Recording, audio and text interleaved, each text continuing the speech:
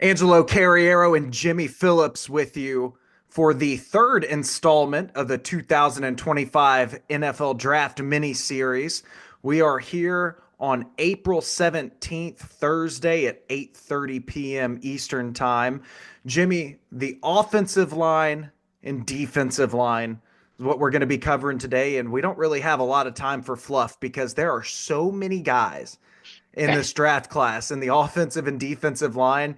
It's going to be a bit of a sprint, and you'd think it'd be a marathon with Yeah. all these guys, but just with time and with honestly, I'll just be transparent. Some of these guys I have done a good amount of work on, some of these guys I have not. So I will make it clear who I favor, who I've seen a lot of, and then if I have initial impressions, I'll fully admit there are going to be guys on the defensive line and some of the offensive tackles that I've only gotten my eyes on a couple of times. So this is just a primer. Hopefully you have fun with this. I'll definitely plant my flag on some opinions, and then other ones, we'll leave that to the future. But Jimmy, before we get kicked off, because I'd like to do offensive tackles, interior offensive linemen, then go edge defensive tackle. Does that sound good to you?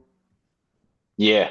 Today's the day where championships are made. The big guys up front in the trenches. That's how you win championships. O line, D line. And that's how I mean, that is exactly what the SEC built themselves on for decades, was that they had access to the best defensive linemen in all of college football. And then finally, other teams were able to try to keep up. And then they got spread thin through the SEC and other programs that were in the South and the ACC and Texas. But there's still plenty to go around all around the country. But at the offensive tackle spot, let's just jump into it. I have a number one tackle. I don't feel. I'll tell you this, just off the bat, there are a lot of guys in the offensive tackle in the interior offensive line. It's thinner, really, especially at the top. There are tons of edges and tons of defensive tackles. But Jimmy, to be honest, I do feel like that this group has a lot of depth, but I don't see a lot of true starter talent in a lot of these guys. I either see specialists or I see guys that are depth pieces to defensive and offensive lines, either kick inside to guard for the offensive lineman. But let's start at the offensive tackle position. My number one offensive tackle this year, and it was a little harder than you'd think to come up with a top in this class. But a guy, and I hate to say it like this, that kind of fell his way into the top spot was Armand Membu, the offensive tackle, the right tackle from Missouri.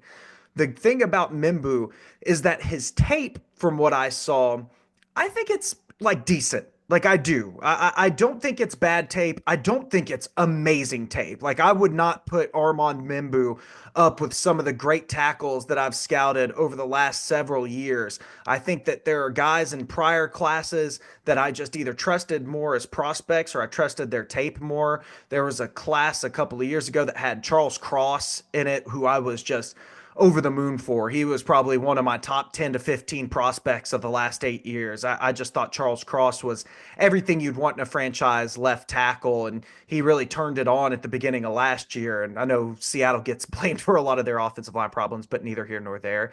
Ikem Ekwonu was in that class. He was kind of the consensus number one tackle. He's really struggled in Carolina, but I still think you see flashes of what made him so special. I wasn't an Evan Neal guy. That turned out to be true. Other tackles, I remember 2016, a guy that reminds me a lot of Cross was like Ronnie Stanley that I liked a lot. I'm trying to think. Panay Sewell was a guy that I didn't exactly love his tape, but I just kind of trusted his merit, and he ended up being one of the best offensive linemen in the entire National Football League. And Tristan Wirfs was another guy I was really big on. Like I thought Tristan Wirfs, even though I think he might have been the fourth offensive tackle taken his class, and I believe he was.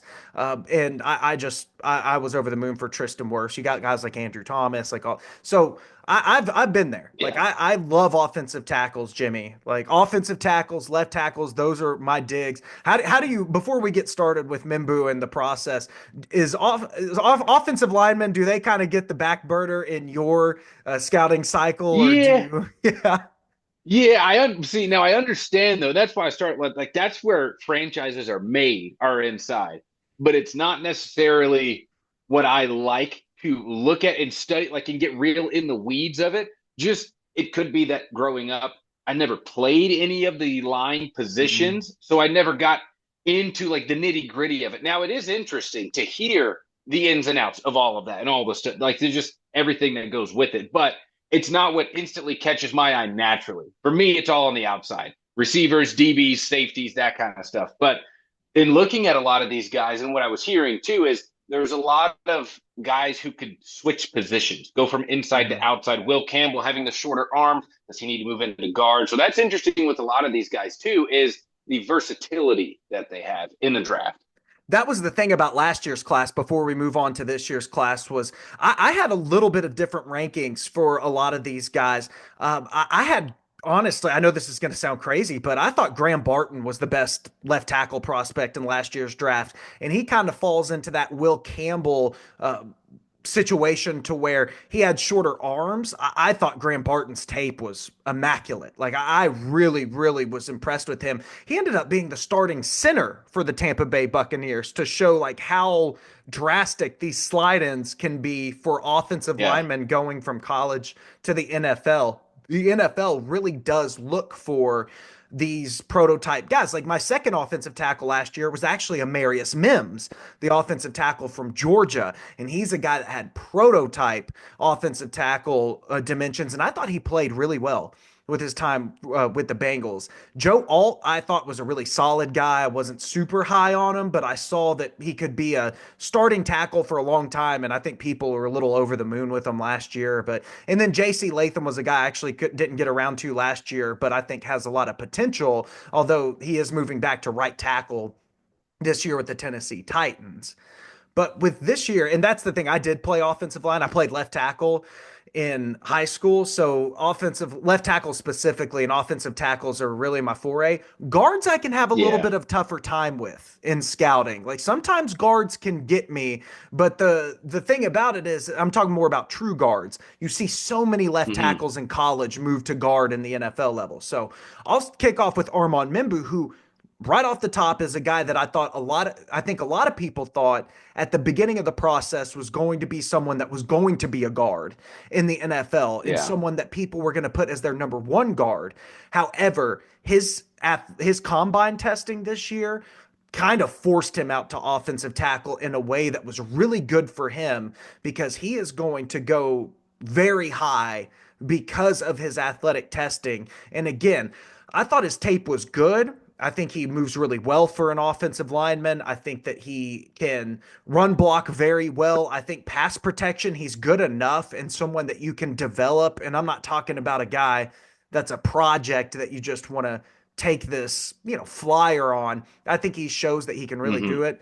But my favorite thing about Mimbu is his body. Like he has a prototype NFL. He is like very anchored in his lower half of his body. He's got a lot of weight in his lower half, but he's a big guy overall and he moves very well. Again, to the point people thought he could be a guard, maybe like a zone guard, but his combine testing, the way that he blew it out of the waters, his arm length showed up to be pretty good. I think it was around 34 inches, if I'm not mistaken. It might have been in the 33 and a half range. I would have to go back and look specifically. But with his combination of size, It's 30, body, 33 and oh, a half for his arms. 33 and a half. But his combination of size, his body, and his tape, and really his athleticism, I think that in an offensive tackle class that as we go on, I'm not very high on. I think Mimbu stands out as the safest NFL prospect of the group to be developed and become a potential Pro Bowler one day. Yeah, and you talked about his athleticism. His broad jump, 40, and vertical are all in the 97th percentile. 34-inch vertical at 6'4", 330, and a 4.9 140. Now, the 40 you look at, and it's like, okay, you look at more the 10-yard split, but just the raw athleticism that he has. And again, you look at that, you don't care what the vertical is, you don't care what the actual broad jump is. Like you said, it's his strong lower half. That's why you look at some of those, like the vertical for these guys. Yeah, it's not really, they don't need to jump, but how explosive are they after they're off their first step? That's why you look at the 40, the broad jump, those kind of things. How explosive are these big guys? And to see him in the 97th percentile of all three of those, that tells you something. It does. And I think that Mimbu is a guy that you can trust to come in. And even if he has to move to guard someday, like if it doesn't work out at tackle, he's going to be a tremendous guard. Just with his athletic profile and the tape that I thought was good enough, I think he's a guy that's going to go really high and a team's going to be really happy with. I think that Mimbu really starts. I mean, you could say New England, you could say Jacksonville. I think the clock really starts with Mimbu at 7 to the New York Jets. And I know they took Olu Fashanu, who actually I thought I was going to love Olu Fashanu last year, and I didn't. Like, I think that he is a couple of years away from being a guy that can contribute if he's ever a guy that's a long term starting option. I I know that they want to protect Justin Fields as much as they can. I was always big Elijah Vera Tucker guy coming out. Like that's a guy who played left tackle that moved to guard that I thought was a really good tackle prospect, but he was a guy that I agreed that if he went to guard though, his ceiling rose even more. But I think that that's really where it starts for Mimbu. I I'm going to tell you right now, I think Mimbu is the only offensive lineman that I feel great about picking in the top 10 if I had to, and it would be the back half of the top 10. I think all these guys, like I just am not a big fan of picking these linemen high. I would say that back half of the top 10 is where I would start the conversation for Mimbu. I wouldn't feel great about it, but that's where I've got him in this year's class. Jimmy, where would you start the board? And do you see any fits that you really enjoy for Armand Mimbu? I feel like for a guy like him, with a lot of these tackles too, where it's like they're more of them will go in the first round than you think, just because I believe the last 3 years it's been an average of 5 tackles that have been taken in the first round. So even the guys that you may not think like the grade isn't that high, I feel like it would be in the higher than you think. But for Membu, I would have him middle of the first round is where I would start. I have a couple guys ahead of him, but I feel like he's still in that first round where I think a guy like a Will Campbell is going to go higher. I have Will Campbell up before Membu, but it's all about scheme too. Like you said, is he more of a zone blocking scheme? Is he more of a downhill blocking scheme like what the Ravens do? So that's two where you have to look at a lot of these tackles. When a team reach for one, if they're like, okay, for a zone blocking tackle, he's the end of the list, even though he's a second round grade. If you're at the tail end of the first, you're probably going to take him because there's not many guys else that are left. So do you have a second round grade, or do you have a mid first round grade on Mimbu when you look at the overall picture? I was at middle first to the later half of the first Okay. for the grade for him. I I want to save Will Campbell for the very end of our offensive tackle talk because that'll probably be the Okay. guy that we have the biggest variance on. And I think he's also the most interesting player to talk about in this offensive line class. But I'd like to save him for the end. Let's get through the entire offensive tackle class and then hit Will Campbell at the end. And we'll do the exact same thing we did with Mimbu and where we would take him, what we would do. But I think Yeah. it's juicy and I think it's something that you and I can get into a good conversation with, but I want to save it for the end of the tackle class. So, my number two offensive tackle at the moment, and it's a guy that I haven't gotten to watch a ton of tape on, but from what I've seen and the things that I have heard about Simmons going into what I saw, I believe it enough to take Josh Simmons, the offensive tackle from Ohio State. He had a patellar tendon injury that ended his season. It can be anywhere from 6 months to over a year on the recovery time. He's a guy that, if you need someone right away, you're not sure if he's the one you want to take. But I think that in terms of tape and athleticism and what he did on film for me, he checked all the boxes of someone that I think could be a Pro Bowler one day, at least someone that I think has the athleticism and the lower body strength, like the balance. I'll say the balance more the lower body strength to really man down a tackle position. He's a little smaller than I think I'd like him to be. He came out of high school as a guard, but ended up playing for Brady Hoke in San Diego State at offensive tackle, at right tackle. And then he came to Ohio State and started every game at left tackle until he got hurt against Oregon this season. What I really liked from him is that in the pass block game, he really was able to neutralize guys. He was able to get his hands on him, use his strength and his balance to really just halt any type of pass rusher. And it was almost like you were punching through wet sand. Like you would get your initial thrust into him, and then it would just slow down to a stop, and then you'd have to do it again and again and again, and you just weren't really able to get by him the way that you would want to. And then in run blocking, where he played guard, he moves really quickly. Like he's really good at the screen game. He's a left tackle that you can actually pull and play him like he's a guard in the run game. I think he's someone that brings you a lot of versatility at that spot. And again, this tackle class I'm not big on. He reminds me of a guy from back in our day, who was actually a converted tight end, in Dwayne Brown, who was the left tackle of the Houston Texans for a long time Big and Dwayne. went into Seattle and played some years there too.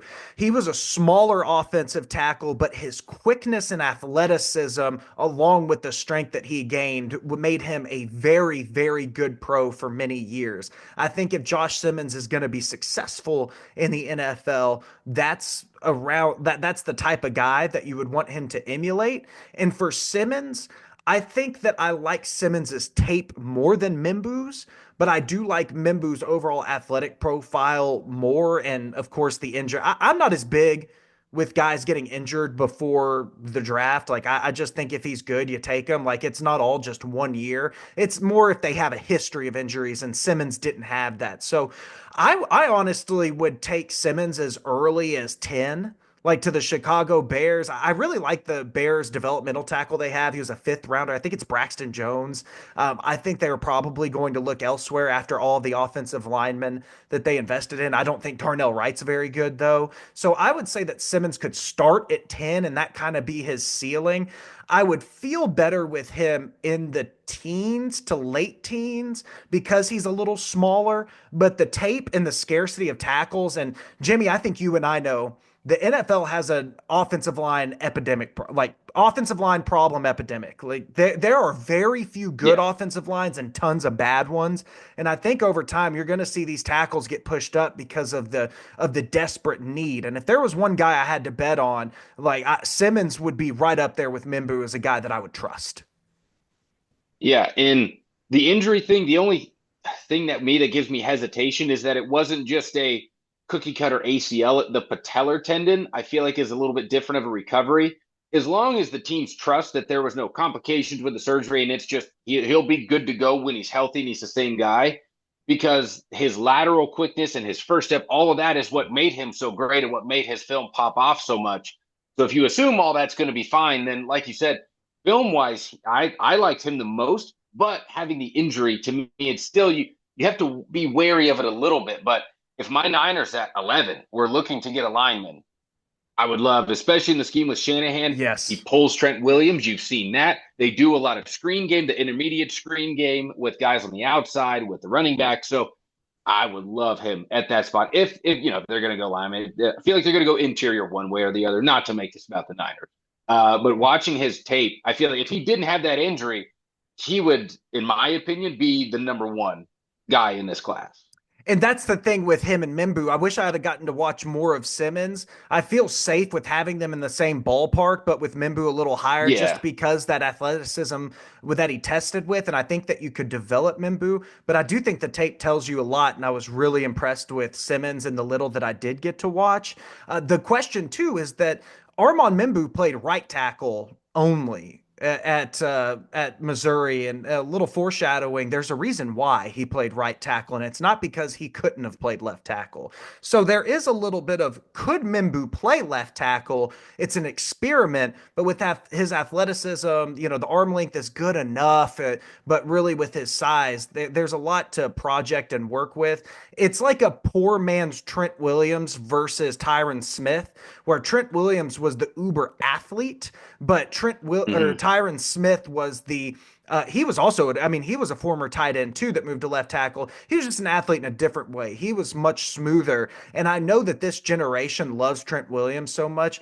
I was always a bigger Tyron Smith guy. And I do think Trent Williams narrowed the gap in his time with the 49ers. Like, I think he has been the best offensive tackle, maybe since Joe Thomas retired, or at least in the last 3 to 4 years. Trent Williams has been the guy, in my opinion. But Tyron Smith in his prime was as good of a blindside protector as you will ever see. Yeah. I love Tyron Smith. And this is the same thing. I think Mimbu has a lot of the raw athleticism that may take some time to develop, though he's not the athlete Trent Williams was. And I think that Simmons is more of the Tyron Smith, where you can trust him. He slides, he glides, but he wasn't as big and as just as dominant of an athlete as Tyron Smith is. So Yeah. you're kind of getting the poor man's version of those. Three on my list. And once we get to this spot and why I'm just really scared of this offensive tackle class is Kelvin Banks Jr., the tackle from Texas. When he was talked about being a potential top 5 pick and the number one offensive tackle off the board, I thought this was going to be Evan Neal 2.0. Like I watched Banks and I was like, no, this guy, he's got the body that you want. He's got the requisite athleticism, but he is not technically sound enough to play offensive tackle in the NFL right away. But the more I watched him and the more he fell down boards, and this is something I'll have to take out of my bias one day, it helped me come to grips with who Kelvin Banks was. People are talking more about him as a potential guard these days. I think that I'd give him a shot at tackle first. I think he really needs to hone down his technique and really hone down his balance. But if you're taking him more in the mid part of the first round, especially if you're starting at 20 with Denver, which I think could be a potential spot, and you give him time to develop his strength and help him get better at being more balanced, then I think you do have a guy that can put on some weight, put on some strength. He can move his feet and someone that could play the offensive tackle position. But if he never gets around to it, like he just never develops, this is who he is. Everybody's like, well, you can move him to guard. I, Jimmy, in my opinion, it's not about just moving a bad tackle to guard and they get good. Like if you move a bad Yeah. player to another spot, he's still a bad player. And that's where I'm Yeah. afraid with Kelvin Banks is that there's potential that he might just not be good enough to play professional football at the starting level. So Kelvin Banks is someone that really worries me. And again, this offensive tackle class, I know it's deep and I know that there are names. It's something that worries me very much. And Kelvin Banks, if you're picking him and starting him from day one, that's just you're asking for failure at that point. I'm not on board with that. And Banks is someone that I think has the athleticism, that I think has the agility to potentially play the position, and I think that he could be strong enough one day. But I saw too much tape to where this is going to take time and it's not something that's guaranteed. Yeah, and he is one of the other ones with this tackle group where you see the different holes in the game, and the shorter arms is something. Him trying to deal with speedy edge rushers with he's a little stiff in the hips. Just from watching the film, again, I don't know that much about offensive line, but you see just watching through some of the reps, and you see, okay, what is he going to be doing with someone like a Micah Parsons, with a TJ Watt? How is he going to handle this? And it looks iffy. So I have him at third on my list, and it's close to putting him to fourth. But I would say latter half of the first round, like starting about 2021, is where I would put him. Yeah, he's someone that I think that he's got the agility to get out into space as a one-on-one left tackle type of defender or pass protector, whatever you call it. Like just a guy to protect the quarterback. But what worries me is that he lacks the strength immediately and then his balance is off. It's like, okay, you can get out there, but I see you on the ground a little too much. And I think that he's a Yeah. good enough run blocker. Like I do like him enough as a run blocker. Uh, right away, I don't think he'll be spectacular, but I think that he could hold his own in his rookie year enough. But the pass protection is just, yeah, I see him on the ground too much and it's not great in that aspect. A guy that I think is at least from this is a guy that I didn't get to scout a lot. So when I put him Banks at third, it's just in the guys that I've really watched. But Josh Connerly Jr. of Oregon is someone that I threw on probably 20 minutes before we hopped on. And I saw some really good reps against some really good players from Josh Connerly. I saw some really great reps against Abdul Carter.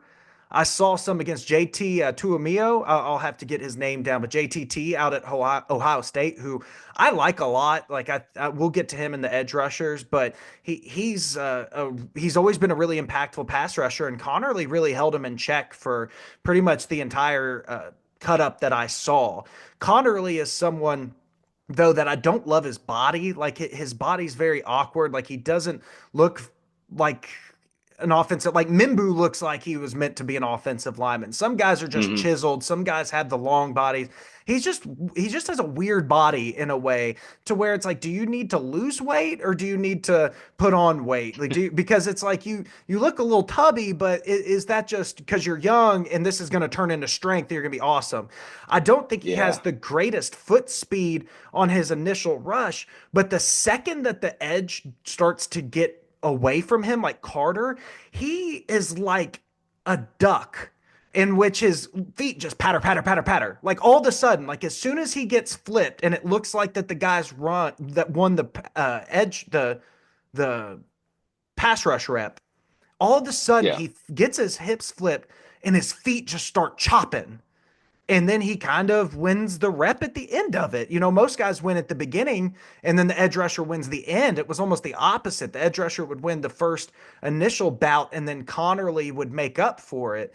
And I just don't know. I don't know if he's a guy to move to guard or if those flashes. I wish I would have watched more and had a better take on it. I just saw someone that won some pretty big matchups, but it was in a very unconventional way, and someone that doesn't have that tackle build where you're like, oh, this is going to hold up in the NFL. So I don't really know what to do with Josh Connerly. I didn't watch enough, but those are my initial opinions of he's definitely a guy just from the results that you could take in the second round and be happy with. But how good are those reps? How sure are you that his body will develop and then he would shoot up the board if that was the case? Yeah. I haven't seen much on Connerly. The guy that I had on my list where you have Connerly is from North Dakota State. His name is Gray Zabel. He was Mm-hmm. the Senior Bowl Practice Player of the Week, voted on by all the scouts. And I looked at, and this could just be my glancing at a lineman bias. Say, okay, he's from North Dakota, 6'6", 312, and he's got an incredible mustache. And he's the practice player of the week at the Senior Bowl. This is a gritty kid that is, yes, he has very short arms for being 6'6", 312. Shorter arms than Will Campbell. And that's all we'll talk about, Will Campbell. But I feel like Gray Zabel is a guy that you can bring into your offensive line, and you can put him wherever you need. And Gray Zabel is going to put in work for you for a solid 10 years on your offensive line. Yeah, I didn't get to watch Zabel. I don't know if he's an offensive tackle specifically or a guard. Like I didn't get to him, but you got that. It's like all those guys. There's the guy in Denver that was from like the Colorado School of Mines who ended up getting a second contract. Mm-hmm. You got Kappa and like the guys from those small colleges that any type like you said. If you're a big guy from like the northern plains, like Minnesota or the Dakotas or Idaho, and you're a big white guy that can block, like Yes. you've got a place in the Yep. NFL at least as a road Just grader. just pen just pencil him in. Yes, exactly, exactly. So he's a safe pick, probably not a high end talent pick, but a safe pick. Um, I think on he's going to be one that'll sneak into the first round. Yes, I can see. I can see that because I've seen late first round grades on him from certain mock drafts that I've seen. So I think that's definitely possible. He just wasn't someone that I was really able to get to. Are there any other offensive tackles that we can get to? Because there's one guy I would like to shout out if you would look at a list to maybe it's someone that's worth talking about. But Mhm. the reason why Armand Mimbu played right tackle at Missouri was not because he wasn't good enough to play left tackle. It's because that Missouri got an offensive lineman from SMU named Marcus Bryant that played on the left side.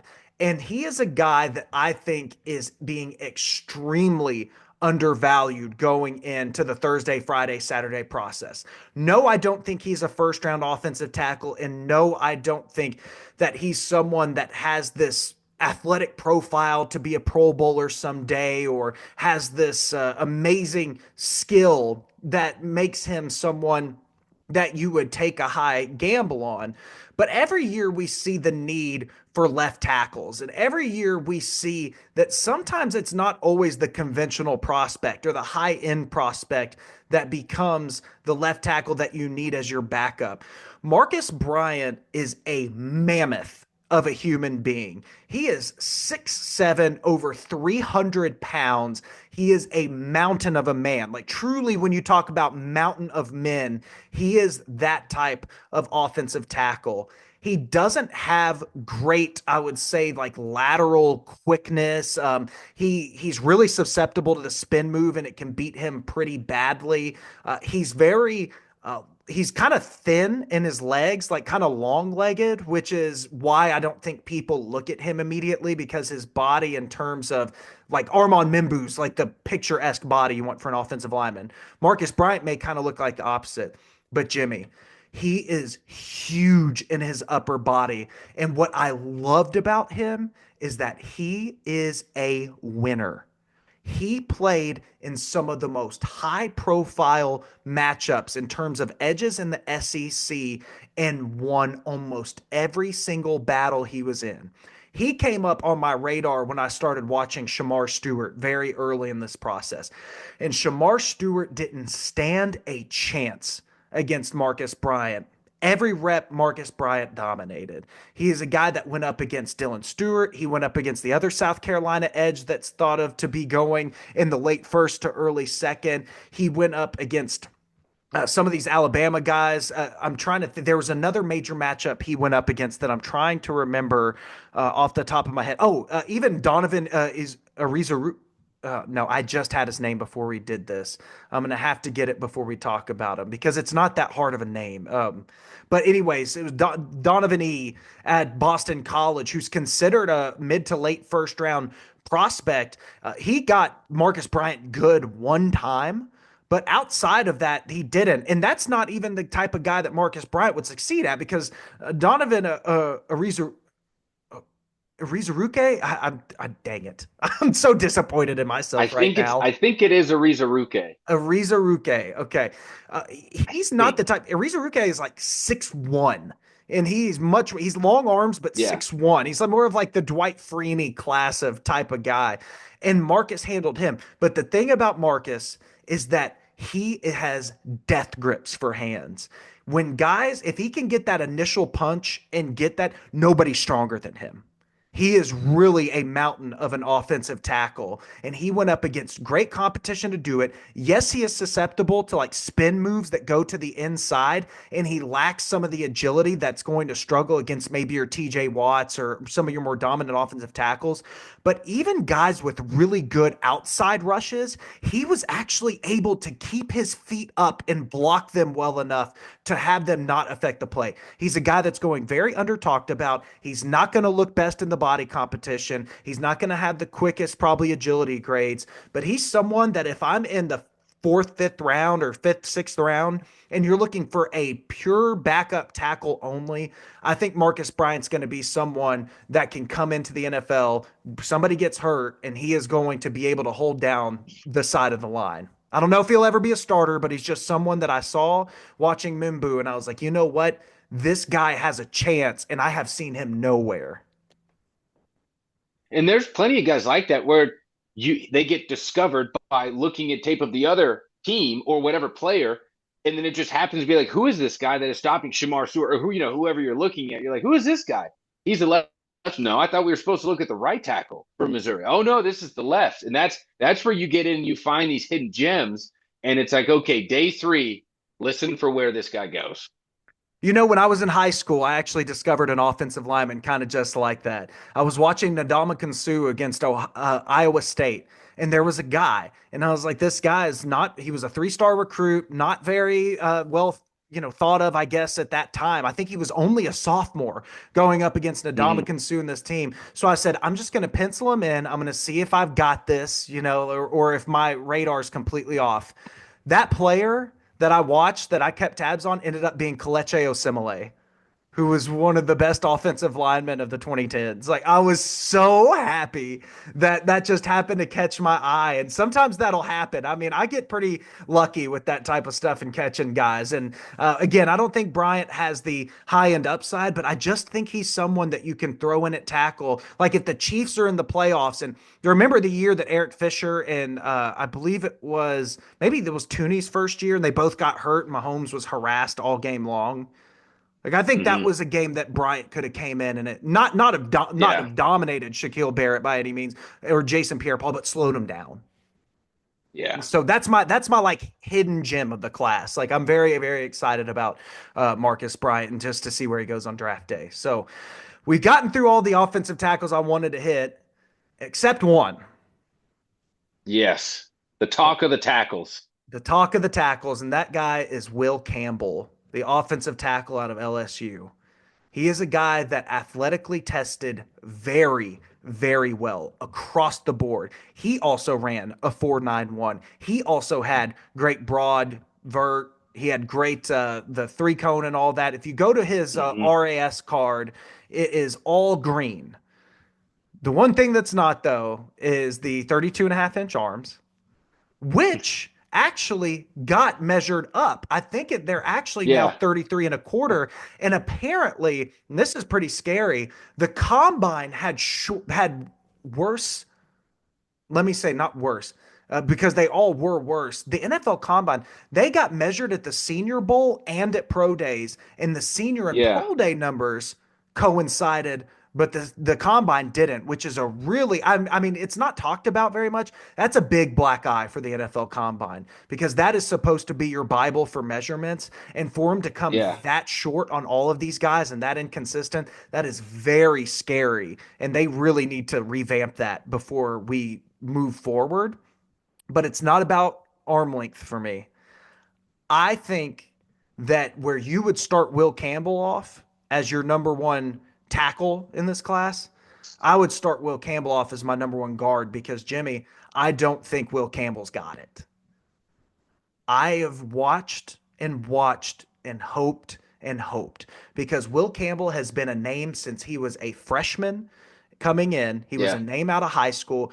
He's a guy that started all 3 years. He's a guy that was, I think, a part of many offensive line like awards and all of this. Like Will Campbell is as decorated as it comes. But when I watch the tape, I think that he does not hold up when it comes to projecting him as an NFL left tackle. There are guys and there are prospects that are meant to play the left tackle position in football. You've got Tyron Smith. I mentioned Charles Cross. I mentioned Ronnie Stanley. I mentioned these guys because left tackle is such a unique position to play at the NFL level, and you've got to have a certain type of smoothness, feet agility, arm length. I'm trying not to bring it into it, but the ability to punch and mirror and do all of these things. With Campbell, I thought that he got beat a lot. And I'm not talking about, how can I say this? I'm not talking about abused, like where like Abdul Carter can do Hmm. to guys. Like they didn't do that to him necessarily. But Shamar Stewart is a guy, and we'll get him to an edge. And I'm sorry, Shamar, because I'm sure you are a nice person. Like I don't know much about Shamar Stewart, but I'm sure he's a great guy. But he didn't win many of the matchups I saw across a lot of the tape that I watched of him. Like he's going to be very low in my edge rankings. But Will Campbell struggled against him. There was Nick Scrouton of Texas A&M, who I thought that was. I watched him and I was like, this might be a second round guy. Like he has a weird body, like he's strong, but he's not. And Will Campbell did well enough against him, and but I was like, yeah, you Hmm. kind of should if you're gonna be this guy. I watched several other games. I'm trying to think that there was another premier prospect to kind of compare to see the levels that Campbell was on. But it's not that Campbell got just outright abused in his matchups, but he just didn't win them in a way that I have seen other prospects that are left tackles that go on to be great left tackles in the NFL win their matchups in college. I don't think he's a guy you can put on an island. And I think that with his athleticism testing and with his pedigree and all that, I think that he's someone that you could slide in at left guard, because left guard is like playing left tackle for the three techs. Like the same way that you have Myles Garrett and TJ Watt and you need a left tackle to block them, you need a Will Campbell to block your formerly Aaron Donalds, but your Jalen Carters now, and your Hmm. really speedy three techs, Geno Atkins from back in the day. You need someone to block them. And Will Campbell has all the athletic testing numbers to show that he should be able to take that spot and be extremely successful at the NFL level. But I do not think that he's a left tackle in the NFL. My biggest thing is, if I'm wrong, it is because it's the Penei Sewell thing, where I didn't think Penei Sewell like dominated his tape. Like I didn't think I saw like, oh, this guy is a for sure left tackle in the NFL. And he's a right tackle, but he was a I think Will Campbell was actually tested as a better athlete, but they both had similar pedigree. They both had I'll just stay with the pedigree on that one. I, I just think that, and again, when I get to the guards, I'll explain something else, but that's pretty much all I have, Jimmy. I don't think that I wouldn't take Will Campbell in the first. I wouldn't take Campbell in the first two rounds if I had to play him at left tackle. Like I'd be petrified. I Yeah. think that I'd be willing to take Will Campbell somewhere in the first round, like back half of the first round, if we put him at guard, because I do think that he projects better there. But that's just where I am. I know that he's very likely to go number 4 to New England, and his athletic numbers tell me that he should be successful at the NFL. So I'm not completely discarding it. But overall, it's not that I think Will Campbell is bad. I just don't think he's very good. And that's where I had the biggest differentiator and probably the consensus compared to me. So after all that, Jimmy, you have him as your number 1 tackle. A lot of people do. Give me the bright side, the cup half full, and try to convince me what I'm missing. I feel like with him, you, at least for me, I take into, you see the deficiencies in his game, but you also see he's a very smart football player. He knows the ins and outs of the game. And as an offensive tackle, he's very smart. He can see blitzes. He knows the schemes. He knows all of the little tiny things that he gets, and he can do that very well. He's very good in the run game. He's an aggressive guy. He's a dirty, no, I shouldn't say dirty. He's a gritty, nasty offensive lineman. And when you see him in interviews, I don't. I just get that feeling of I want that guy on my team. I want that guy to be, and no matter The whether it's Southern left white tackle, guy. left guard, yeah, he's just he. I saw an interview. He said, if I miss a block, if I miss one block, I'm bagging groceries at Kroger or whatever he said. It's what just his attitude that he has. I like the grit that he plays with, and I will ask. You said you wouldn't take him in the first two runs if you had to put him at tackle. Do you think it's a detriment to him that he is being talked about? Well, he could just be moved to left guard, or is that a positive that he is malleable enough as a coach where you can say, well, we'll just put him at left guard? Does that devalue him? To me, it makes it seem like I wouldn't, that doesn't change anything for me. It's the talent of the player. Like you said, you can't take a bad player and move him to guard, but if you take a good player and you can move him to guard, maybe that's just where he fits better. The quote I believe that he said was, if a defensive end gets a sack a game, he's getting a huge contract extension. If I give up a sack a Yeah. game, I'm bagging groceries. And Yeah, there you go. that's Yeah. what makes the offensive tackle position so hard. And I think what he says really rings true for the NFL and the epidemic that they have on the offensive line is that these guys, they just, a lot of them do give up a sack a game, and the really great ones are like gold. I mean, I think sometimes it's harder to find a elite left tackle than it is elite quarterback these days, which is just Yeah. so unfathomable, but it's true. The What you said about Will Campbell is what I really like about him, is that he does play very physical and very nasty. He does have a Yeah. little bit of an edge to him. an edge that I think would fit great at guard. I think he could be a great guard. He's not like Kelvin Banks, where I'm like, if he fails, like if Kelvin Banks fails, it's because he didn't develop as a football player. If Will Campbell's fails, it's because he's not at the right position. A guy that I think he could compare to, and this is where I have a blind spot because we're pretty much segueing from tackle to guard, is that Quentin Nelson was considered a generational guard prospect, one of the best guard prospects ever. And I, to this day, can't get my finger on the Quentin Nelson stuff. And I know how great he was for his first 5 years in the NFL. Like, I'm very aware. I'm very aware at what I'm good and bad at scouting, too. So don't, I don't think I can scout every single position. Some give me more trouble than others. And I think guard is one of them that can give me trouble. I think inside linebacker is one that can give me trouble, too. For some reason, off ball linebackers can get me mixed up sometimes. But like, I feel great at offensive tackle, feel great at defensive line, like all the way across the board. I feel good at, receiver. Like I feel good at those, but running backs sometimes weirdly can get me, but not really. Like I usually hit on the high end running backs. I'm pretty good at that, but it's not perfect. Like it's just not safeties can sometimes get me. It's not a Hmm. perfect process. So that's what I'm trying to explain. Quentin Nelson to this day, I'll go back and watch and be like, I still don't get it. It's something I just need to learn. But if I was to say, I think that Will Campbell athletically, his demeanor and his pedigree, I'm willing to give him that rub is that I just don't think you can hang on an island, but you could be very good if you're in a phone booth. And that's why if Banks doesn't work out, I think it's just because he wasn't good enough. But if Campbell doesn't and he gets moved inside to guard, you could get a really, really good guard. But I do think, who's comparable to that? That's so funny that we bring this up. You know what that reminds me of? You got to go all the way back to 2004. Larry Fitzgerald went third overall, but who went second Yeah, overall was Robert Gallery, an offensive tackle out of Iowa. And he was thought to be the next best thing at left tackle. He really was it was a considered guarantee. a guarantee until it wasn't. But what people don't remember is that he actually moved into guard later in his career and was pretty successful I at thought being a he guard stayed in the league for close to like 10 years. I thought it was just he was just always labeled a bust. because he moved to guard, but he was always labeled a bust. With Campbell, and especially when you've got Drake May back there and everything, I'm just so worried that Campbell is not. I just don't think. I'm just going to put my stamp on it. I don't think Will Campbell will be a good NFL left tackle, but I don't think that they're. I don't. But I do think there's a world where he is a good NFL offensive lineman, and I just think that that's inside. And so that's my Will Campbell take. It is. I've watched him, and to be honest, I wanted him to succeed. I really like pedigree guys. It's a weak tackle class. I wanted someone to emerge, but I've watched this long enough, and I know what left tackle in the NFL needs to look like for the most part at that level. And maybe he's Joe too. That's when you said, "Does."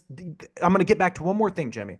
You said, does that make it a detriment or does that make it a positive that he has left tackle experience instead of it being something where he's not a good tackle? Now we have to project him to guard. There are times where guards play tackle that are good enough to do it. We've seen Joe Tooney do it. We've seen Braden Smith and Quentin Nelson of the Colts, when they've had offensive tackle injuries, put Nelson or Smith out there. I think Braden Smith might have been a tackle all along, actually. I'll have to go. I think he might have always been a right tackle. But some guys can do it in a pinch, and that is good for them because they're emergency tackles. But game after game after game, it's like they're better than the backup tackle, which is Hmm. probably a problem in its own right. That's where you need a guy like Marcus Bryant, so Will Campbell doesn't have to bounce out to tackle. You see what I did there, Plug Jimmy? number You see two. how I brought that right back around. But yeah, it's just so I'm not trying to be unfair or harsh to Campbell. I do think that he has a chance because of his athleticism, his athletic profile, but I'll end the conversation on that here. I do want your last thoughts. Like I said, I would take him in the mid to late first round as a guard and feel pretty good about it, especially if I had a guard need. If he plummeted to Cincinnati at 17, take him. Put him at left guard. Like Yeah. don't worry about it. They've got those they've got Orlando Brown and Amarius Mims, those big tackles. If you're looking for someone like that. But if I'm New England or if I'm uh I don't know what other the Jets or something like that, I would I just couldn't do it. Like I couldn't do it. But where does your draft range start for him as a left tackle? Because you seem comfortable with him there. Where would it start for you? See, I would be okay. Now, if I'm New England, I don't know if I would necessarily take him at 4, depending on how it goes, but I would say that's where I would have him going. I think he's going to end up going pretty high there. And I feel I would be comfortable with it. Just he started for 4 years, the experience he has, his knowledge of the game, the type of player he is. I would just, it would be a lot of you're having to trust that you have a strong offensive line coach that can help develop him and find where he is and be quick enough on it and to say, okay, he's not a left tackle. Let's move him to guard. Let's not try to put him out there if we don't think he's good enough, and then you could ruin his confidence. You could ruin whatever he has going into the league. So I feel like it's situational where he goes, but I would feel comfortable with him up that high. Yeah, it's evident that he's strong, but I do think that it's like for him and Graham Barton, if they were comparable, I thought Graham Barton just had so much better balance than Will Campbell. Not that Will Campbell's on the ground all the time like Banks. I'm so sorry, Kelvin Banks. I don't mean to be mean to you. It's just what I was seeing. But yeah, so that's where I am with Campbell. I won't beat a dead horse, but it's just very interesting to see that he really does seem to be the belle of the ball of the tackles, and of course, rightfully so from his mentality and all that. Like you said, he's got the IQ to do it. But yep, wouldn't be me. It wouldn't be me, and maybe I'd get fired over it. But good thing that that's not today that'll happen. But I would have him as my number one offensive guard because I do think that he has the athleticism, the testing numbers, and that nastiness that I think would play really well. And he has so many pass rush or pass blocking reps at left tackle that I'd feel so comfortable making him a starting left guard and letting him man that position and having a really great left guard, not having to worry about the tackle aspect, where the guy that's probably the number one guard on everybody's board that's a pure guard is Tyler Booker out of Alabama. I think that Tyler Booker is not someone that he's kind of built like Armand Mimbu, but he's just not as athletic. But all the intel on him is that he is just the classic locker room guy, like, and not in the way that he's like the good Samaritan, the guy that's the most competitive, that's going to get the most out of you. I can't confirm that, of course, but that's all I've been hearing about him. But what I do see on him on tape is that he is so wide in his lower base. He is so big. Like he's a little bit of a dump truck in some ways. And I think that the guard position, it holds up really, really well to take on more physical interior players. And I think he's big enough to swallow up some pass rushers. He's got the run blocking, especially getting to the second level. That's something Will Campbell did really well. He got to the second level. And that's what I like about Armand Mimbu can do that. Booker, and that's why they're all thought of as guards. Even Josh Simmons, who was a guard in high school, he got to the second level really, really well. It's not a laboring point for them. So with Booker, he's not a guy that I would take in the top 10. He's not, I wouldn't say that I was like over the moon with his tape, but there's so many teams. Like, I'll say this: Cincinnati Bengals fans don't want Tyler Booker at 17 for some reason. He did not test very well, and that's not a great sign at the NFL level. It athleticism does matter. Like that's why you see so many college left tackles get converted to guard, is because athleticism is so important. And in college, just like in high school, you put your best athlete at quarterback, right? Yeah. The offensive line version of that is that you put your best athlete at left tackle, and even if he's not good enough at the NFL level, I mean, Green Bay has done this so many times. Like Green Bay's entire offensive line is guys like Zach Tom was the starting center, left tackle at Wake Forest. You had Jordan Morgan, who's a guard out of Arizona, left tackle at Arizona. Like that's all Green Bay does for those types of schemes. But I do still think there's a place for offensive linemen like Tyler Booker. Joe Burrow needs a bodyguard. They don't have guards. You need someone that's physical, that's nasty, that'll get in your face, and that'll protect your guy and stand up for your guy. It's a position of need, and I think that he can do it. I don't think he's for every team. He's definitely not for every scheme, but he's so wide, he's so big, he's so strong that the athletic numbers do worry me. But with the offensive line, Jimmy, I've talked about several times with how dire straits we're in. Sometimes you just need to get a guy you can trust. And honestly, I think in the future, offensive linemen are just going to get pushed and pushed and pushed up the board. Might as well get one you can plug in. Maybe not a ton of high upside, but a guy you can plug in, protect a quarterback right away. Like I said, probably back half of the first round is where I'd prefer him. Mid part of the first round, I could probably stomach it. But if I have a franchise quarterback like a Herbert or a Burrow or someone, he rises up my list because I need to protect my guy. So that's where I'm at with Booker. Any thoughts on Tyler Booker for you? Yeah, I think he's really the only guard that I looked into a lot. So I'll for the rest of the guys, I'll kind of bow out to you as far as the depth of the guard position in the draft. But I love Tyler Booker going later half of the first round to a very competitive team like a Houston or a Baltimore. Especially imagine him how he can get to the second level, and you've got a guy like Derrick Henry behind you and Oh, yeah. Lamar Jackson coming out of the backfield. So I like him at a place like that, or maybe even like in LA if they trade back in to the latter half of the first round to maybe get him somewhere, in that area. But I like him late 20s, maybe mid to late 20s with one of those great teams that's there picking at the end of the draft. You get him. And then next thing you know, he's road grading for Derrick Henry. I can see that. And honestly, I think the athleticism really warrants a grade that's lower than the one he's been given. But like I said, with Cincinnati, you're not invested in the running back position very much. You need someone that can No. elevate your running backs to that point. And then pass blocking, he may struggle someday with elite athleticism, but he's so big and strong. I would at least hope he can buy Burrow just enough time, and then in other matchups just win him outright. So I'm with you. Like I wouldn't pound the table for Tyler Booker, but if I was in Cincinnati's front office, I would. It's more about team need than Yeah. anything. The other offensive guards, I don't have a ton, to be honest. I don't know if you have a list up. I know I asked you to pull some up for the edge and defensive tackles, but Donovan Jackson out of Ohio State filled in at left tackle once Josh Simmons suffered his injury against Oregon in game 6. It was obvious against Abdul Carter that Donovan Jackson won't be a left tackle in the NFL, but that offensive line at Ohio State was dominant. And Donovan Jackson played very well for having to play out of position.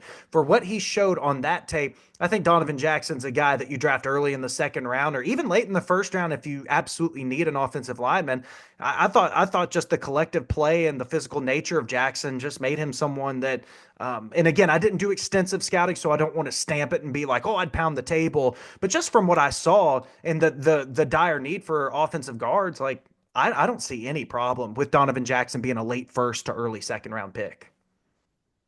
Yeah, the other two guys that are higher up on most lists, Tate Rutledge and Dylan Fairchild, both from Georgia, both kind of, bigger size for guards, 6'6", 320 for Rutledge, and then you got 6'5", 315 for Fairchild.